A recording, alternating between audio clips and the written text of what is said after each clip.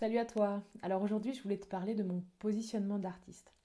Alors les mouvements artistiques qui me correspondent vont être ceux qui font de l'objet un hybride entre la sculpture et la mythologie, voire les mythologies personnelles. Ce qui me plaît là-dedans, c'est que je vais pouvoir faire cohabiter quelque part l'onirique et l'ironique pour parler de notre époque. En effectuant un détournement d'objet ou en opérant finalement une greffe poétique sur un objet du quotidien, ça me permet de faire des essais et de changer la gravité de cet objet, voire de l'installer dans une perspective différente de celle dont on a l'habitude de le voir.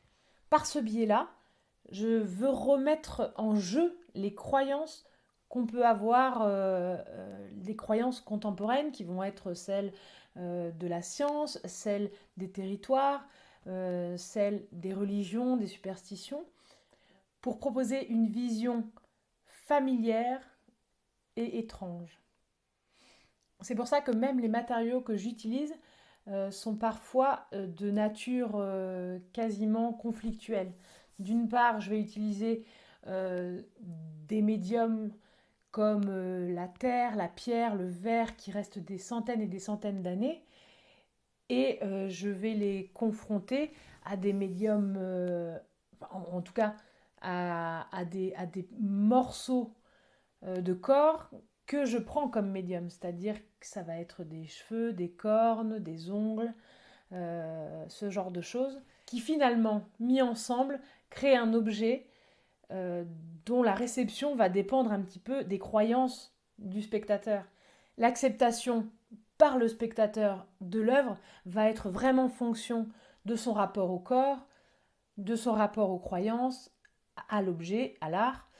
Et c'est ça qui va conditionner le degré de pesanteur, de gravité de l'objet pour le spectateur, mais aussi la dose d'onirique et d'ironique que ce dernier va recevoir. Finalement, ces objets, ils sont vraiment coincés entre deux entités qui sont d'une part une esthétique particulière et d'autre part le discours qui est sous-tendu par soit une forme d'objet fort reconnaissable, soit justement une espèce de rapport informel qui laisse entrer les mots du spectateur.